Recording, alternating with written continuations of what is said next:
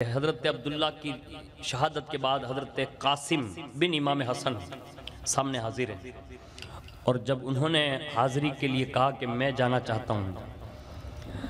अब ये हज़रत कासिम कौन है, हर साल हम सुनते हैं, लेकिन एक बात हज़रत इमाम हुसैन से जो ये टचिंग वाला मामला जिसको कहा जा सकता है कि भाई के बेटे तो है ही, लेकिन हज़रत इमाम हुसैन रज़ी अल्लाह ताला अन्हु की सगी बेटी की ज़िंदगी जिनसे वाबस्ता थी।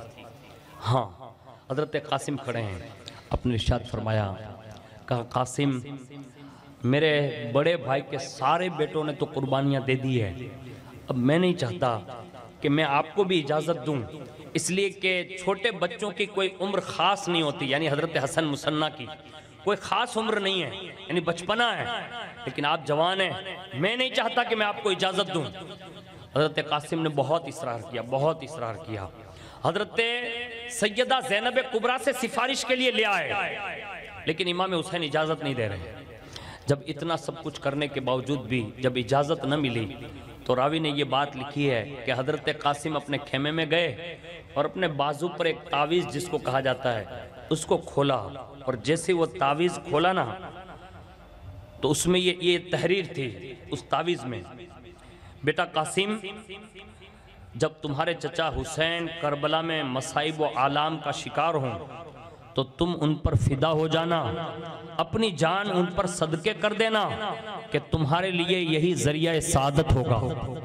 यानी ये तावीज़ नहीं था, ये इमाम हसन पाक ने शहादत से पहले अपने बेटे हजरत कासिम को अता फरमाया था। कहा बेटा जब कोई बड़ी मुसीबत पड़े तो अपने बाबा का ये तावीज़ खोल कर पढ़ लेना, ये मुसीबत के वक्त ये तुझे सहारा देगा। अब इमाम कासिम ने तो यही समझा था ना हजरत कासिम ने कि ये तावीज़ है और इससे बड़ी मुसीबत कब आएगी। आपने जब ये तावीज़ जो बनाम वसीयतनामा था जब आपने देखा ना, आंखें अश्कबार हो गई, अपने बाबा याद आ गए। हजरत कासिम सिर्फ इसलिए रोए थे कि हजरत इमाम हुसैन ने इजाज़त न दी, तो हजरत इमाम हुसैन को मनाने के लिए हजरत ज़ैनब से भी कहा, हजरत ज़ैनब ने भी इजाज़त न दी, तो हजरत कासिम को याद आ गई ये बात कि मैंने पूरी ज़िंदगी अपने बाबा के विसाल के बाद इमाम हुसैन के साथ रहकर ज़िंदगी गुजारी, लेकिन इमाम हुसैन ने मुझे कभी अपने बाबा की जुदाई का एहसास नहीं होने दिया था। हजरत कासिम फरमाते हैं करबला के मैदान में जब मेरे बाबा की गैर हाजिरी के बाद मुझे यूँ कहा गया ना, मेरे चचा ने यूँ कहा ना, कासिम मैं तुझे इजाज़त नहीं देता, उस दिन मुझे मेरे बाबा इमाम हसन पाक याद आ गए और फौरन गए खेमे में और कहा चचा अब आप मुझे नहीं रोक सकते। इतने में इमाम हुसैन ने सीने से लगा, कब कासिम तू क्या बात कर, क्या तू ये सोच रहा है क्या तुझ पर से मैंने अपना हाथ हटा लिया इसलिए तू ये रो रहा है? नहीं, मेरे दिल में एहसास ये हुआ था जब आपने इजाजत नहीं दी। कहा क्या? कहा मुझे उस दिन तो आज तक मुझे कभी अपने बाबा की याद नहीं आई थी, आज याद आ गई, लेकिन जैसे मेरे बाबा हसन याद आए ना तो उसी वक्त मेरे बाबा ने मुझे सहारा अता फरमाया। कहा क्या सहारा? इतने में वो बाजू वाला तावीज़ हाथ में ही था, आपने वो वसीयत बड़े भाई के उस खत को जब देखा ना, वसीयतनामे को, अल्लाह अकबर, मेरे शेख इजाज़त इसको बयान करते हैं, अल्लाह अकबर। मैं उनकी हर बात को अपने लिए एक दलील के तौर पर समझता हूँ, इसलिए मैं अर्ज़ कर रहा हूँ।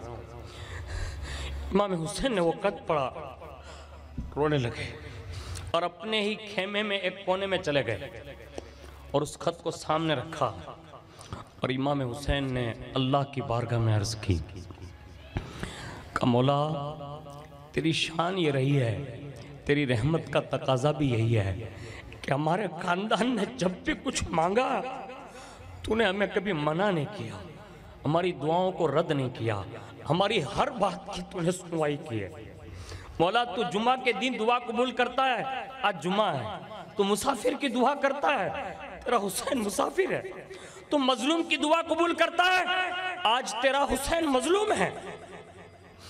अल्लाह आज तक हुसैन ने जो कुछ भी मांगा तूने अता किया, आज मौला हुसैन एक सवाल और कर रहा है तुझसे, मेरी इस दुआ को कबूल फरमा।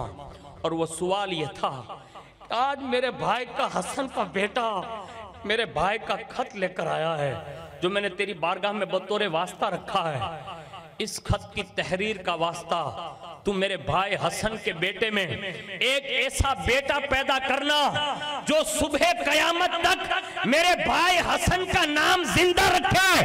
अभी ये दुआ की गैब से आवाज आई, हुसैन अपने हाथों को नीचे कर ले, हमने तुम्हारी दुआ कबूल कर ली है। हसन के शहजादे में नस्ल में एक बेटा ऐसा पैदा करेंगे जो सुबह कयामत तक हसनी सिलसिले को जिंदा रखेगा। और सुना, उस बेटे का नाम शेख अब्दुल कादिर जिलानी रखा जाए। सुभान अल्लाह, नारा तकबीर, नारा रिसालत, नारा हैदरी। इसीलिए हुजूर गौसे पाक फरमाते थे, लोगों मुझे किसी पर कयास न करना, मैं अपने जद्दे अमजद हुसैन इब्ने अली की दुआओं का नाम हूं।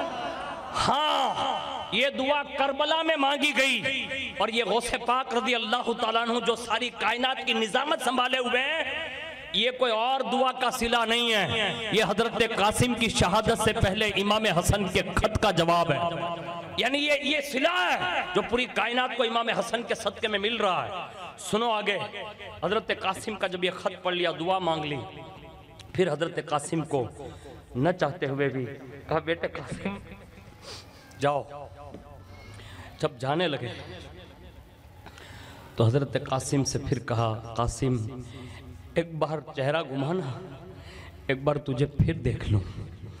कई बार पलटाया, कई बार देखा और हजरत कासिम रज़ी अल्लाह ताला अन्हु को इजाज़त दे दी। जब आप तशरीफ़ ले गए तो रावी लिखते हैं कि हजरत कासिम जैसे ही मैदान में पहुँचे तो हजरत कासिम ने अपना मद्दे मुकाबिल सबसे पहले तलब किया, लेकिन कोई मुकाबले के लिए नहीं आया। आपने 3 मरतबा मुकाबले के लिए तलब किया कि है कोई मेरा मद्दे मुकाबिल, लेकिन जब कोई नहीं आया, आपने खुद बढ़कर इब्न साद के लश्कर मैमना पर हमला किया, मैसरा पर हमला किया, कल्ब पर हमला किया। ये कैफियत देखकर इब्न साद ने यजीदी लश्कर के एक बड़े सरदार जिसका नाम अर्जक है, जो 10,000 तनख्वाह दिनार उस जमाने की लेता था, उससे कहा कि शाम और इराक में तेरी बहादुरी बड़ी मशहूर है, एक काम कर, कासिम के मुकाबले में जाओ। अर्जक ने कहा, ए इब्न साद, शाम और मिस्र में सब मुझे जानते हैं, मैं अकेला 1000 का मुकाबला करता हूं, तू मुझे एक 9 उम्र साहिबजादे के मुकाबले में भेज रहा है, इससे तो मेरी बेइज्जती होगी। तो ही ना, अगर ऐसा ही है तो मैं उसके मुकाबले के लिए अपने बेटों को भेजता हूं। उसने सबसे पहले अपने बेटे को भेजा और जैसे वो मुकाबले के लिए आया ना, तो वो लंबे लंबे बाल थे उसके, हजरत कासिम ने बालों समेत ऐसे जमीन पर से उठा लिया, ऐसे उठा लिया और जमीन पर ऐसा पटका कि वहीं उसकी रूह कब्ज हुई और सीधा जहन्नम पहुंच गया। पहला बेटा गया और जैसे अर्जक का दूसरा बेटा आया, उसके आते ही आपने उसको नेज़े पर उठाया, ऐसे नेज़ा मार के, और उससे भी जमीन पर पटका, उसे भी जहन्नम रसीद किया। अर्जक का तीसरा बेटा आया, आपने उससे हाथों हाथ ही मारा, यानी दूसरे के साथ ही तीसरे को मारा। और अर्जक ने जब अपने तीनों बेटों को जिल्लत की मौत मरते देखा ना, तो अपनी दाढ़ी के बाल ऐसे नोचने लगा और चिल्लाने लगा, रोने लगा, खुद मैदान में जाने का इरादा किया। उसका चौथा बेटा जो बैठा हुआ था ना, उसने कहा, आप रुकिए मैं जाता हूं, और मैदान में आया और वो कुछ बकता था। हजरत कासिम ने उसके बकवास का कोई जवाब ना दिया, कोई तवज्जो भी ना दी, उस पर भी आसानी के साथ उस पर तलवार का ऐसा भरपूर वार किया कि उसका दाहिना हाथ कट गया, नेजा दूर जा पड़ा, भागा वो। हजरत कासिम ने उसका पीछा किया, मगर वो लश्कर में जा घुसा। वहां जाकर भी आपने घोड़े पर से उसे गिराया और वहीं मारा भी, यानी वापस बिगैर मारे हुए नहीं, उसके लश्कर में जाकर उसको मारकर वापस आए। और अब अर्जक जो खुद तैयार था मैदान में आने के लिए, यानी संगदिल तो था ही, वो मैदान में आया और आया ना जैसे ही तो कहा, तूने मेरे ऐसे बेटों को मार डाला है कि जिसका मुकाबला कोई शाम और इराक और मिस्र में कोई नहीं कर सकता था। हजरत कासिम ने एक जुमला कहा जो जंग में जायज होता है, आपने फरमाया मुझे क्या खबर थी कि तू अपने लड़कों को तोहफे में भेजेगा। यानी ये जुमला कहा उसके दिल को चोट कि मुझे क्या पता था कि तू अपने बेटों को तोहफे में भेजेगा, मैं उन्हें महफूज रखता। अब ज्यादा बेहतर यही है कि जब वो चले ही गए हैं तो तू भी उनके पास पहुंचेगा। ये बरजस्ता कहा। अर्ज़क और भड़कने लगा और कहा मेरे बच्चों को मारकर मुझे मारने की धमकी देते हो। हजरत कासिम ने कहा हाँ। कहा तू मुझे कासिम जानता नहीं होगा। अब हजरत कासिम का जुमला सुनिए। फरमाया जैसे तूने अपने बच्चों को भेजा था ना। कहा हाँ। कहा कासिम भी तुझे बच्चा ही समझता है। ये है हजरत इमाम हसन की शुजात का वो पावर।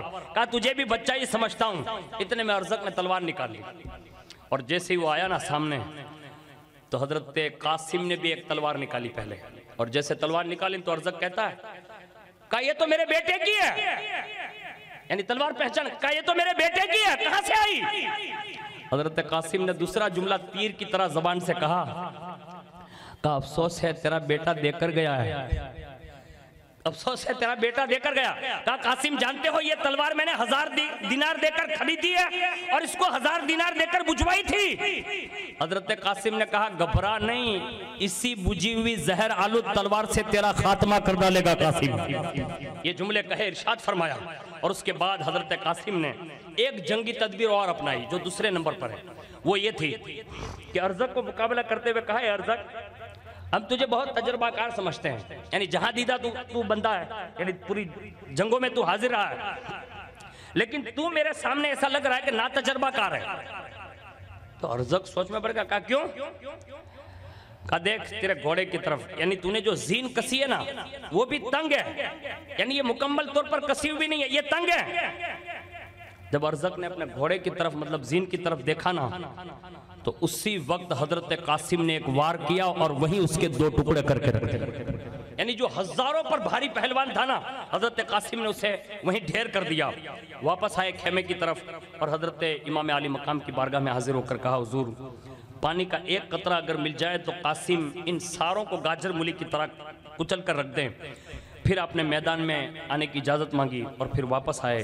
और उसके बाद शीस इब्न साद ने जब आप दोबारा वापस आए तो शीस इब्न साद ने आपके सीने पाक पर ऐसा नेज़ा मारा कि आप घोड़े की जीन से ज़मीन करबला की तरफ तशरीफ़ ला रहे थे और पुकार रहे थे या अम्मा हो अदरिकनी, या अम्मा हो अदरिकनी। सरकार इमाम आली मकाम दौड़ते हुए गए, करीब पहुँचे कि शीस खबीस आपका सरे अनवर जो है वो तन से जुदा करना चाहता था। आपने एक बार में उसका सर उड़ाया और हजरत कासिम को उठाकर खेमे में लाए। अपनी गोद में हजरत कासिम का सर रख लिया। अपने आँख खोली और आँख खोली ना तो देखा कि अपने सगे चचा हजरत इमाम आली मकाम की गोद में सर है। एक टिकटिकी ऐसे मुस्कुरा कर इमाम हुसैन को देखा और चेहरे हुसैन देखते देखते हजरत कासिम रज़ी अल्लाह ताला अन्हु जन्नत की तरफ अपना सफ़र फरमाते हैं। इन्ना लिल्लाहि व इन्ना इलैहि राजिऊन। ये हजरत इमाम हसन के शहजादों की कुर्बानियाँ हैं।